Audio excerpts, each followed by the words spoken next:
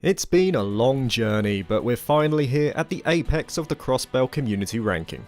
I'm the Kiseki Nut and it's great to see you back. I'd also like to thank LadyVirgilia for joining me in this final part, as she was kind enough to take time out of her own schedule to narrate some of these entries. With Cold Steel 4 coming closer to release, you might want to brush up on your Trails lore, and Lady has you covered with her succinct lore summaries. Check them out if you get the chance, her channel is in the description. Without further ado, let's get straight in to number 10.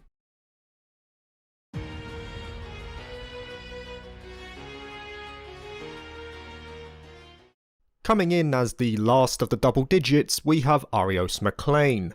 Aryos is first seen early on in Zero no Kiseki, stealing the SSS's thunder, saving them along with Ryu and Henry. It's made clear very quickly that Aryos is highly regarded among the citizens of Crossbell, his exploits as a bracer earning him the title of the True Guardian, and of course being one of the fabled divine blades of the 8 Leaves One Blade school.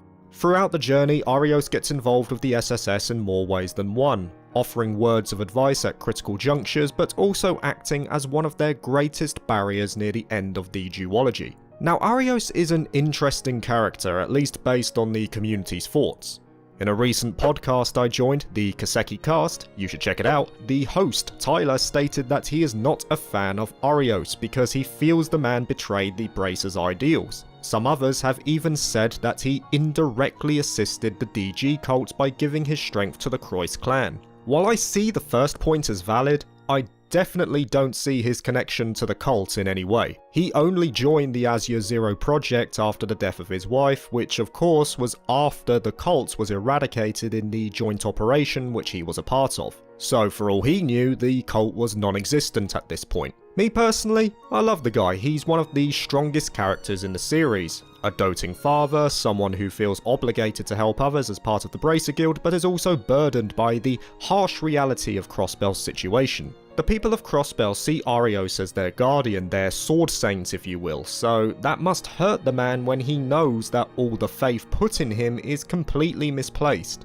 After the death of Saya and the blinding of Shizuku due to the proxy war between Erebonia and Calvard 5 years prior, Aryos came to the conclusion that only a miracle could save the state, hence why he offered his assistance in the Azure Zero project. Aryos knows that what he is doing is unforgivable. He makes that all too apparent in the Azure Tree, but for the sake of Shizuku and Crossbell he would endure any sin. It's with the help of the SSS that he is able to find a new path open up to him. It's this conflict of a noble character doing immoral things that makes Aryos a great character to me, and I'm glad he made it into the top 10.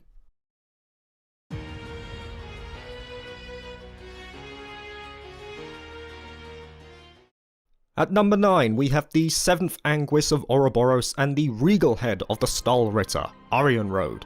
Though Aryan Road's role is mostly confined to the happenings around the Azure Zero project, which aids in another large-scale plan employed by Ouroboros themselves, it's not surprising to see her so high on the list. Playing the Trails series chronologically, you'll realise immediately that you're standing in front of a legend, potentially the strongest character in the series up to this point, and her fight indicates as much. Respect to anyone who can beat her down on Nightmare. What makes Aryan Road compelling to me is that, up to this point in Trails at least, Ouroboros is seen as an evil group in a very simple sense. They're responsible for the mysterious incident in Laberle, they're now key players in Crossbell, and they've also involved themselves in Erebonia, led by sadistic individuals for the most part. Despite carrying out her duty, however, Aryan Road does not fit this mould.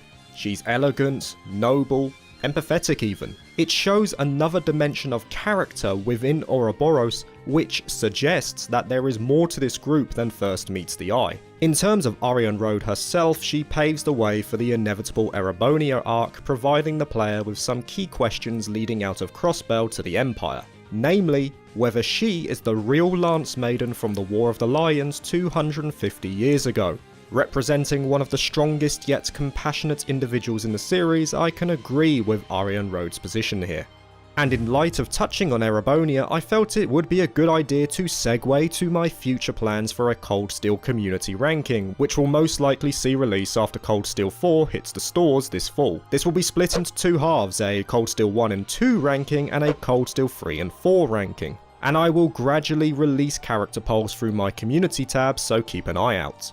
This time, to get a more representative score, we'll measure the characters against certain parameters, which will not only be a fairer reflection of each character's rank, but also a lot easier for you guys. I intend to roll this out soon, and will be posting new characters every couple of days for the next 3 months or so.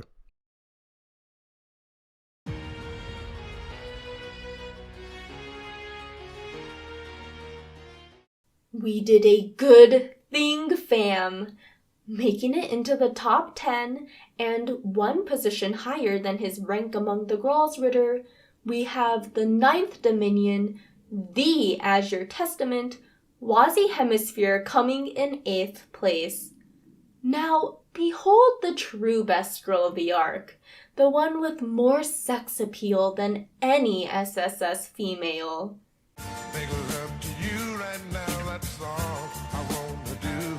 Jokes aside, his arc is chock full of foreshadowing, starting right off the bat when he's introduced as the leader of a gang called the Testaments. Okay, I admit that I was spoiled on Wazi's true identity while still on my playthrough of Zero, so from then on I viewed the character with a hindsight is 2020 mindset. And I had a blast picking up on the implications of certain things he'd say or do that would point to his association with the Septian Church. He's also an example of one of my favorite fictional tropes, the gadfly, or basically someone who enjoys messing with others just to see how they'd react. Fortunately for him, this personality trait doubles as a convenient detractor that makes his undercover Gralsritter duties that much easier to pull off. For example, his silly, ambiguous responses as to his actual gender throughout the arc allows him to casually brush off Randy's suspicions about his choice of swimwear, when, in actuality, the top was likely worn to cover up his stigma.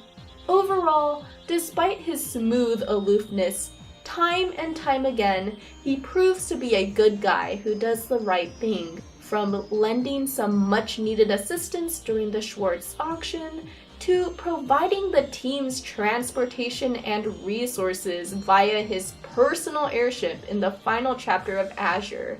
He's got the party's back. To wrap things up here, I deeply implore you to watch Wazi's final bonding event on YouTube if you haven't already. Throughout the entire arc, Wazi has kept a certain emotional distance from everyone due to the baggage of being banished from his village. This is why it's so touching to see this guy who believes he has no home be told that, of course he does. Crossbell City and all his friends living here will always welcome him back as one of them.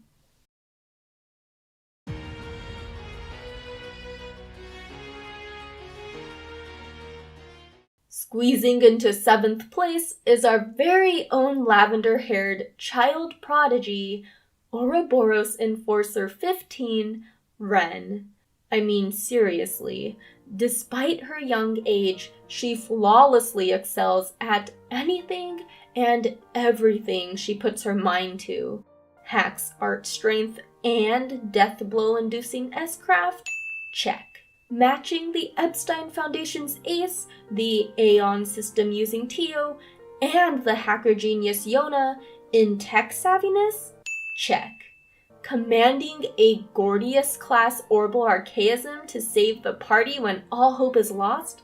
You know she's got it covered. While all these abilities are incredible in their own right, such accomplishments are heightened when considering the sheer resilience Ren has demonstrated as a child survivor of horrific sexual abuse. Building off of her arc in Sky, it's here in Crossbell where she's finally confronted with the truth of what led to her kidnapping by the DG cult, and all those years of inhumane experimentation she suffered.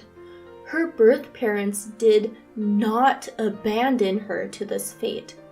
They thought she was dead, and blamed themselves for it. It's just a truly tragic misunderstanding all around for the Hayworth family.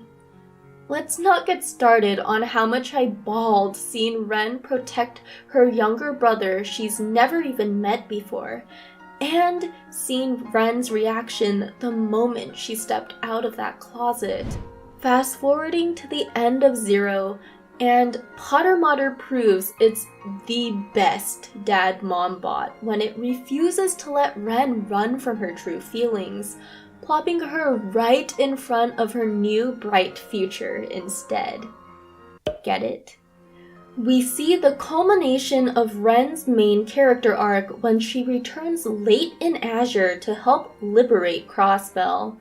Though it was heartbreaking to see my favorite female in the series having to say a final goodbye to her parent figure, the death of Pottermodder served as well-fitting closure to this one chapter in her life, and marked the true beginnings of a new one, what with the newfound support she has from the Brights and her other friends back in Liberal.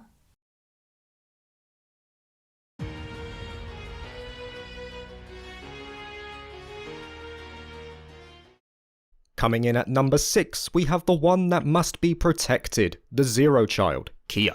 Kia is first seen in the Schwarz auction, placed in a suitcase by Aryos at the behest of Mariabel, though she's actually one of the first characters we are made aware of at the start of Zero, imploring Lloyd to find her. Upon her rescue from the auction, Kia is able to charm the characters around her with her sunny disposition and smile, not to mention capturing the hearts of the players as well. I mean, come on, no one can say that they don't enjoy the penguin scene. Of course, Kia is not some average child, she is actually a homunculus created by the Croix clan to become the vessel for the new Septarian of Mirage. However, through a half-millennia slumber in her cradle and the inhumane experiments of the cult, she is eventually able to awaken as the Septarian of Zero, out of a sense of duty to protect her adoptive family in the SSS.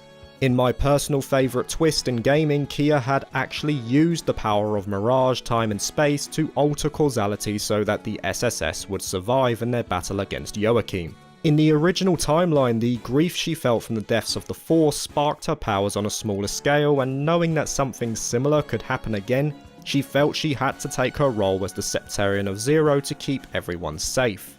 But for all intents, she is still just a child, and placing the burden of an entire country, no, an entire continent upon her is fundamentally wrong. Eventually, Kia loses her powers and becomes a normal yet extremely intelligent child come the end of Ao, adopting the surname Banning soon after.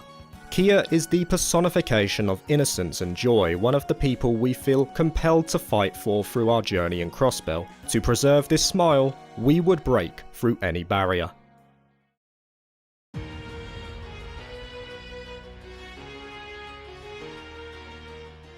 Coming into the top 5, we have the granddaughter of Mayor McDowell and one of the main members of the SSS, Ellie McDowell. Now remember in the last part where I said Noelle doesn't really get a moment to shine like the others and that there is another member of the SSS who gets similar treatment? I was referring to Ellie. For all intents, Ellie is a good character. She's likeable, competent, and clearly an integral part of the team in terms of her political background and well-rounded knowledge of Zemuria. But a lot of the good she does is mostly done off-screen by assisting her grandfather, especially in Ao. Unfortunately, she pales in comparison to the other 3 members, which is a shame because I consider Crossbell's cast as my favourite in the series. It's not like Ellie had no grounding for a good story arc either. For example, her parents hailing from Erebonia and Calvard, providing that divide between the two, that in itself would form a great basis for her steering the SSS in more complicated political matters. But she never really uses her knowledge to the level that she is capable of, she just lets others take the lead, providing a more supporting role. Support role and support section, get it? When I feel she should be doing more. The best scene for Ellie comes in the first 2 chapters of Zero, where she reveals her history, her struggles, her motivations, and then her arc just stagnates. Like I say, it's a shame because I really do like her character, but she doesn't get her moment in the spotlight that I felt she so desperately needed. And if it was my own personal list, she would not even enter the top 10.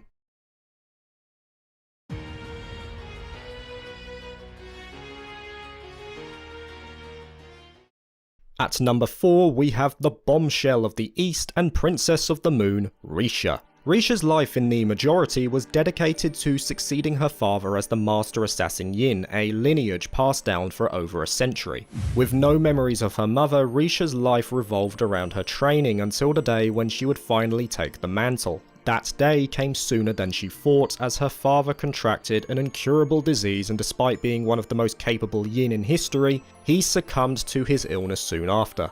As a result, Risha inherited her father's role, with his last words echoing in her mind: "You should decide how your Yin will be." At this time, these words were lost on Risha as she took on the role of the assassin, but through her contract with Heiyue, she was finally able to find the light that shone meaning on her father's final musings. This realization causes Risha to cry in front of Crossbell's greatest counselor, something that didn't even happen when her father passed away. Realizing that her father did love her and that he wanted her to find her own path as both Yin and Risha. Risha is one of my favourite characters in the entire series. She is the sword gal of sword gals in my mind, training from a young age to follow in her father's footsteps, never faltering, and becoming this empty shell embodying the concept of Yin, going down the road of darkness with no end in sight. But she's eventually able to find herself because of the likes of Ellie. She's able to show her true feelings during this journey, and it's just a shame that something so important to her character is locked behind a final bonding event in Ao. Why, Falcon? I'm happy that the community agrees on how good a character she really is, and I think her position in 4th is about right.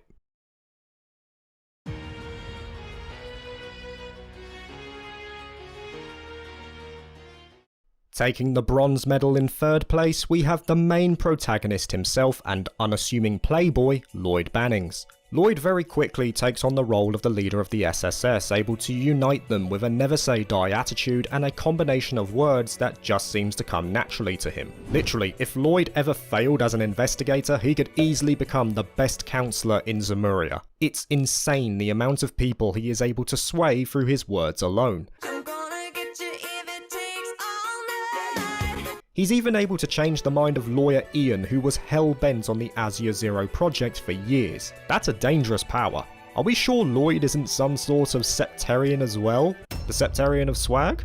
Despite his smooth talk, however, Lloyd is a dunce when it comes to the opposite sex, something that annoys the heck out of a certain red-haired older brother figure, and the girls who pine for his tonfa, if you get my meaning. But in terms of investigative ability, Lloyd draws his deductive skills directly from his deceased brother, whose death gave him the drive to become a police officer himself. It's this level of natural ability that eventually ends with Lloyd discovering the truth of the Azure Zero project and the death of his brother, who he also finally meets again in the world of Zero. There's no doubt that Lloyd is a great character. In my opinion, he's one of the most determined in the entire series, taking on the problems of Crossbell head-on and overcoming a deep-rooted corruption that his idols could not. Throughout this journey, he is continually moving forward and growing, with but a minor lapse of hope during his arrest in Ao.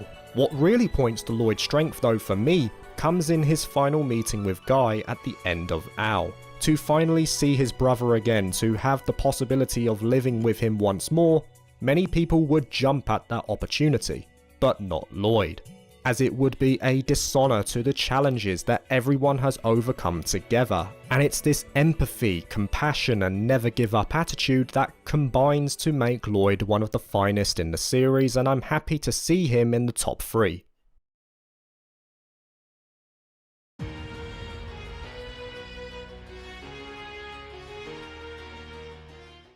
Coming right off our 3rd place finisher, we have the detective's lovable big bro Randy taking home the silver prize. I truly couldn't be happier seeing the Crossbell arc's answer to the redhead Onisan figure coming in 2nd place. Though, unlike a certain other big bro with a red mop, Randy's outward persona lies much closer to that spoony bard Olivier Lenheim's. Well, at least when it comes to enjoying the ladies and fine spirits, as well as having a propensity for goofing off. And just like Prince Olivert, a look beyond the surface reveals an intelligent individual with an unexpected degree of self-awareness. I'm a sucker for the whole beware the silly ones character archetype, so I was paying extra close attention to Randy right from the get-go of Zero. Deep down, something just didn't sit right regarding the supposed claims of this former CGF member having been dismissed on sexual harassment charges. Thank God the actual reason turned out to be something much less icky on the redhead's end. Randy becomes particularly more relevant to major plot events with the arrival of the Red Constellation, the strongest Jaeger Corps in the entirety of Western Zemuria aside from Zephyr.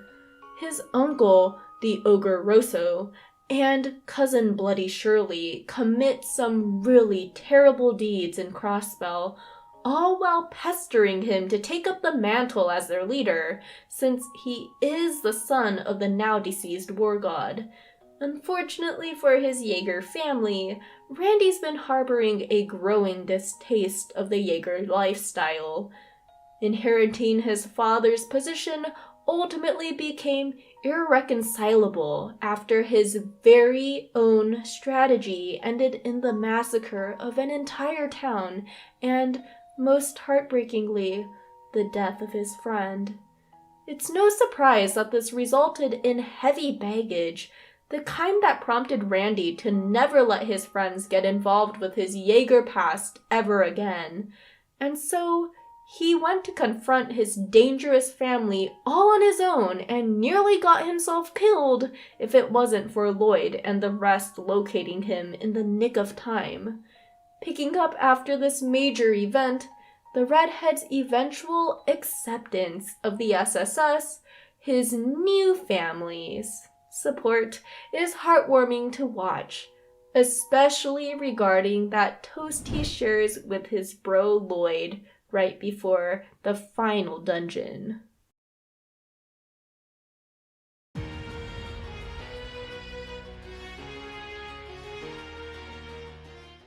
Activate your Aeon systems and hide your Mishi plush because taking the gold medal at number 1 is Tio Plato. First seen in Zero as one of the 4 main members of the SSS, Tio joins the group as a tester of the Orbal staff on behalf of the Epstein Foundation and to assist with the Infant Orbal Network project. It becomes clear to the player immediately that Tio's range of emotions is somewhat limited, despite her propensity to joke and be sarcastic at the expense of others like Lloyd. But as the story of Zero progresses, it becomes clear why her emotions appear to be locked away, so to speak. Tio was one of the many children kidnapped for inhumane experimentation at the hands of the DG cult and was subjected to this torture for 3 long years. Continued exposure to the Gnosis drug and forced hypnosis eventually allowed her to sense the higher elements. But these sharpened senses were more a curse than anything else, as it only made the screams of failed experiments more painful for her to hear. Eventually rescued and rehabilitated over half a year back in Crossbell, Tio eventually finds herself searching for her saviour, Guy Bannings, who had since perished after her return to Remetheria. Learning about Guy's death, however, doesn't cause sadness in Tio, rather an acceptance if anything else, as if her humanity had been siphoned out of her through the experiments. This search for humanity becomes one of the cornerstones of Tio's character. Her insecurities are clear from the start of Zero as she questions the praise the SSS puts on her. But eventually she grows and finds her place in this new family. She is able to confront her demons, overcome them, and protect the ones most precious to her, that being the SSS. By the end of the journey, the Tio we see at the end of Ao is a far cry from the one we see at the start of Zero, a brilliant and heartfelt story of finding oneself. In my opinion, Tio has one of the finest arcs in the Trail series, closing herself off to those around her but slowly opening up, entrusting herself to them, and in turn, allowing them to rely on her. It's this sense of support among the group and characters like Tio that make the SSS one of the finest groups of characters in JRPGs, and it all stems from individuals like Tio. She's quirky, intelligent, sarky, and compassionate, and it all culminates in the community's favourite character of Crossbell. Woo! And there we go guys, the final part of the Crossbell community ranking is complete. It's been an enjoyable set of videos and great to see your individual thoughts on these characters. Once again, a massive thank you to LadyVirgilia for assisting me with this video. Check out her channel in the description. Finally, as I said before, I want to start preparation for the Erebonia community ranking soon, so keep an eye out for that. Until next time guys, see you later.